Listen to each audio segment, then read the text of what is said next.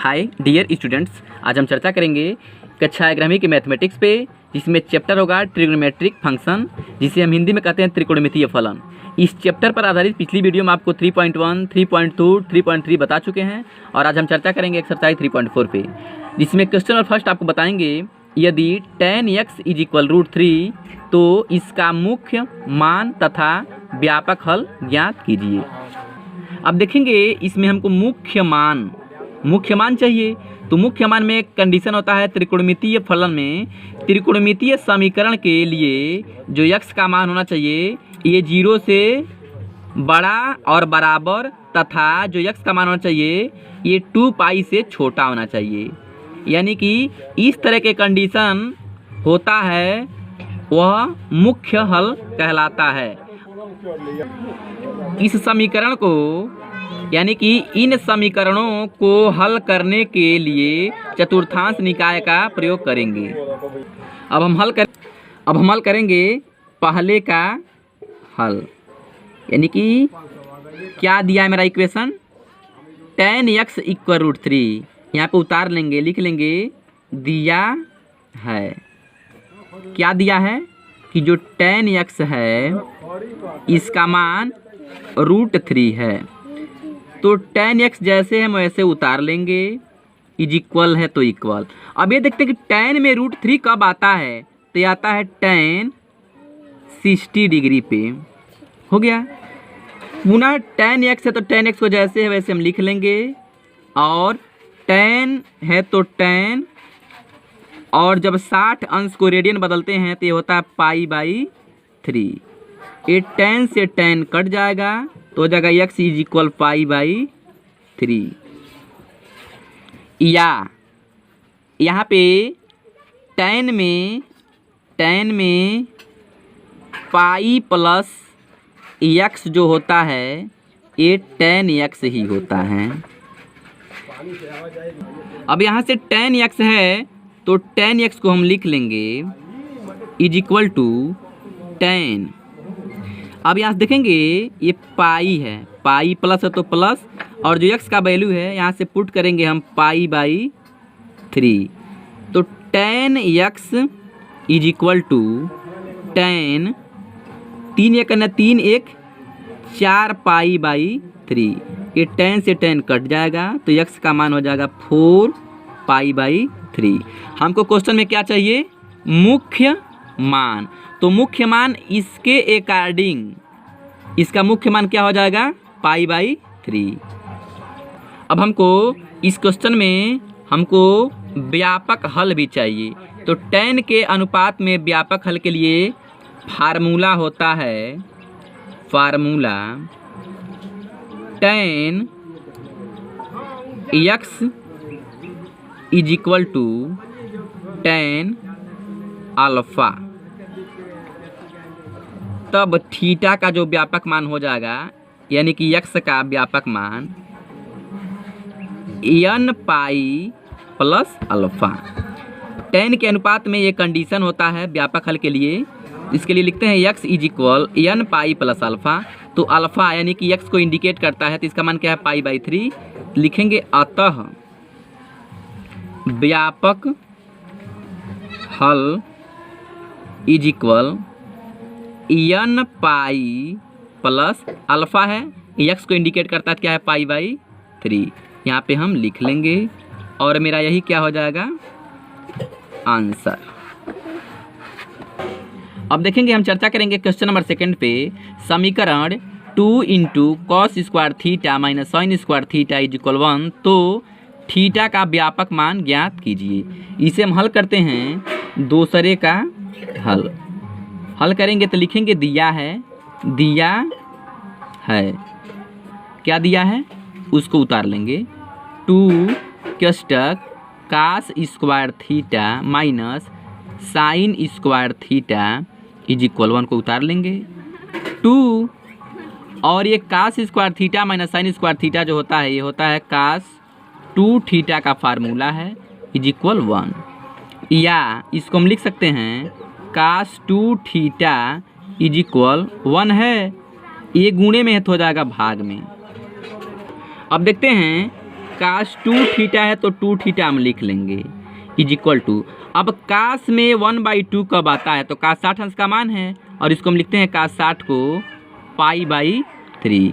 ये कास से कास कट गया तो हो गया 2 थीटा इज इक्वल टू π/3 लिखेंगे। इसलिए 2 थीटा व्यापक हल चाहिए तो होता है 2n पाई, लिखते हैं इसलिए 2 थीटा है तो 2 थीटा तो होता है 2n pi plus minus alpha, तो हो जाएगा 2 theta is equal to 2n pi plus minus a क्या है इसका मान π/3, तो यहाँ पर लिख लेंगे π/3, जो अल्फा है क्या है π/3। या हमको केवल थीटा चाहिए तो थीटा इज इक्वल हो जाएगा 2n पाई, ये भाग में हो जाएगा 2 प्लस π/3 है ही और ये 2 लिखेंगे। अतः थीटा का व्यापक हल बराबर, ये 2 से 2 कट जाएगा तो हो जाएगा n पाई प्लस माइनस π/3 दूनी की 6 और यही मेरा क्या हो जाएगा आंसर। अब चर्चा करते हैं क्वेश्चन नंबर 3 पे। समीकरण 2 cos थीटा -1 इज इक्वल 0 में थीटा का व्यापक मान ज्ञात कीजिए। इसे हम हल करते हैं तीसरे का हल करेंगे तो जो मेरा शर्त है क्या लिखा है 2 cos थीटा -1 इज इक्वल 0 है। इसको हम शौक से लिख सकते हैं 2 cos थीटा इज इक्वल, ये ऋण इधर क्या हो जाएगा प्लस हो जाएगा, या इसको हम लिख सकते हैं cos theta is equal to 1 है और ये गुणा क्या हो जाएगा भाग, cos थीटा लिख लेंगे। अब ये देखते हैं कि cos में 1/2 कब आता है तो cos 60 अंश का मान है और इसको लिखते हैं शौक से हम π/3, cos से कट गया तो थीटा का मान क्या आ गया π/3 और cos में थीटा का जो व्यापक समीकरण होता है ये होता है 2n pi plus minus alpha, तो ये जो अल्फ़ा है इसका मान ऑलरेडी हम निकाल चुके हैं।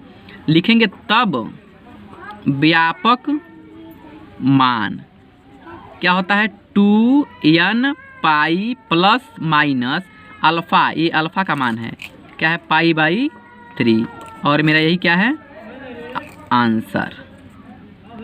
अब चर्चा करेंगे क्वेश्चन नंबर 4 पे। यदि 2 tan square theta is equal sec square theta तो थीटा का व्यापक मान बताइए। अब हल करते हैं हम चौथे का हल में क्या दिया है 2 tan square theta is equal sec square theta ये दिया है, या 2 tan स्क्वायर थीटा जैसे है लिख लेंगे is equal to sec square theta को लिखते हैं हम 1 प्लस tan स्क्वायर थीटा।